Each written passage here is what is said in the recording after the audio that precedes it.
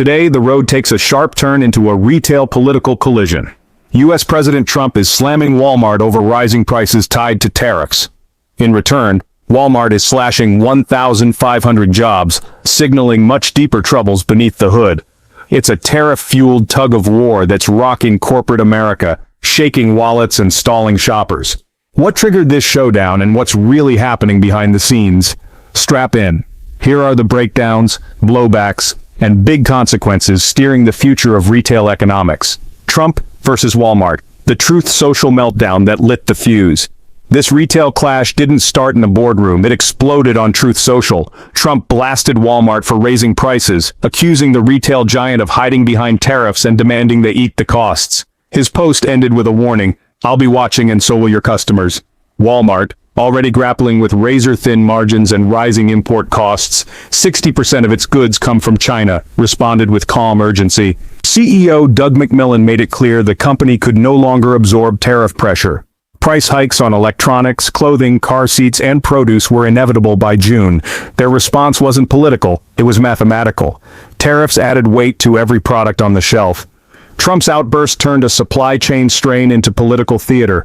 While his supporters once applauded the tough stance on China, many now face its consequences at the checkout line. Walmart's iconic role as a price leader amplified the backlash. As reality hit consumers, Trump doubled down, accusing the company of betrayal.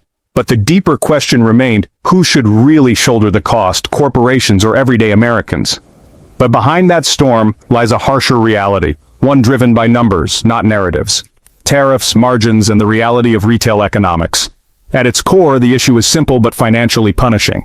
Tariffs are taxes paid by U.S. importers, not foreign suppliers. For Walmart, heavily reliant on overseas goods, especially from China, those costs strike directly at already thin 4 to 5% margins. Despite enormous revenue, Walmart's profits must support nearly 5,000 stores, hundreds of thousands of employees, and price-conscious customers.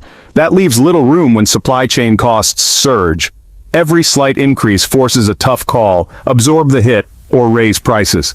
Yale research shows tariffs are costing the average American household over $2,800 a year. For many, that means skipping meals, canceling school purchases, or cutting essentials. Shoppers from Indiana to Missouri are already feeling the squeeze. Trump insists Walmart should shield consumers, but former execs and economists argue otherwise. In retail, survival isn't about patriotism, it's about math. Even the biggest players can't outrun basic economics. Tariffs may not appear on your paycheck, but they quietly drain your wallet at the register, one price hike at a time. And as those numbers grow more painful, retailers aren't staying quiet. Before we delve deeper, do us a favor and smash that like and subscribe button, so you never miss a shift in the economic gears that impact your wallet. Retailers push back. A political and corporate chain reaction. The White House may have expected quiet cooperation, but got a wall of resistance instead. Walmart, joined by Target, Amazon, and Best Buy, began trimming forecasts and warning investors about tariff-related turbulence. Business as usual? Far from it. Walmart's decision to withhold second-quarter profit guidance, a rare move for a company its size, spoke volumes. Meanwhile, Amazon faced speculation about showing tariff charges on its site, which it denied, but the message was clear. Tariff uncertainty was rattling retail giants. Behind closed doors, some GOP lawmakers began distancing themselves from Trump's trade stance. Constituents were feeling the pinch, and polling data reflected growing dissatisfaction. Treasury Secretary Scott Bessent quietly acknowledged what economists had long warned. Tariff costs would ultimately hit consumers. Experts like Joanna Pienza noted this was no mere PR maneuver. Retailers were publicly preparing shoppers for unavoidable economic fallout. Tariffs don't just squeeze margins, they reshape business models. This wasn't just a corporate flare-up, it became a collision between political image and economic reality, with the consumer caught squarely in the middle. But what happens when that fight turns inward into job cuts and internal restructuring? Restructuring to survive Walmart's internal shakeup. Under mounting economic and political pressure, Walmart announced a major internal overhaul on May 21st, cutting 1,500 corporate roles across its U.S. and global tech divisions. But this wasn't just about cost-cutting, it was a strategic pivot to streamline operations in a volatile retail climate. Departments affected included Walmart Connect, e-commerce logistics, and supply chain tech teams. Executives describe the move as necessary to remove layers and complexity and boost agility. While some jobs were eliminated, others were opened, suggesting a shift, not a retreat. This is part of a broader trend. Over the past year, Walmart shut down Innovation Incubator Store number 8, reduced merchandising roles, and relocated staff to key hubs like Bentonville and Seattle.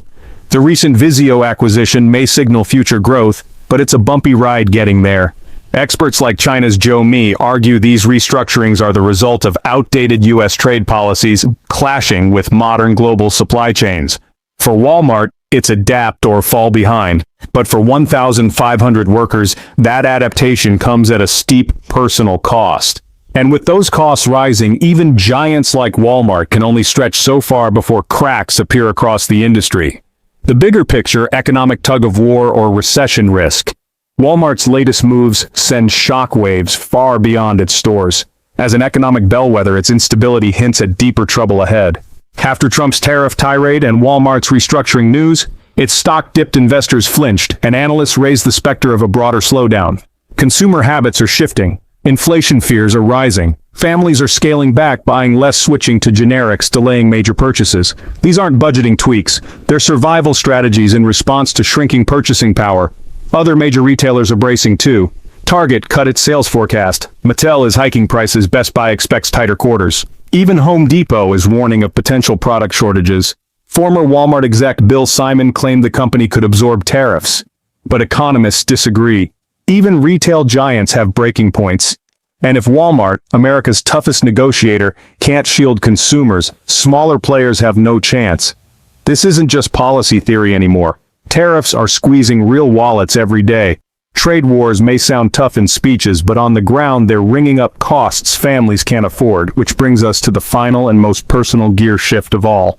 Verdict: tariffs, turbulence, and the consumer crossroads. The Trump-Walmart clash has become more than a headline. It's now a symbol of how aggressive trade policies can trigger real-world consequences.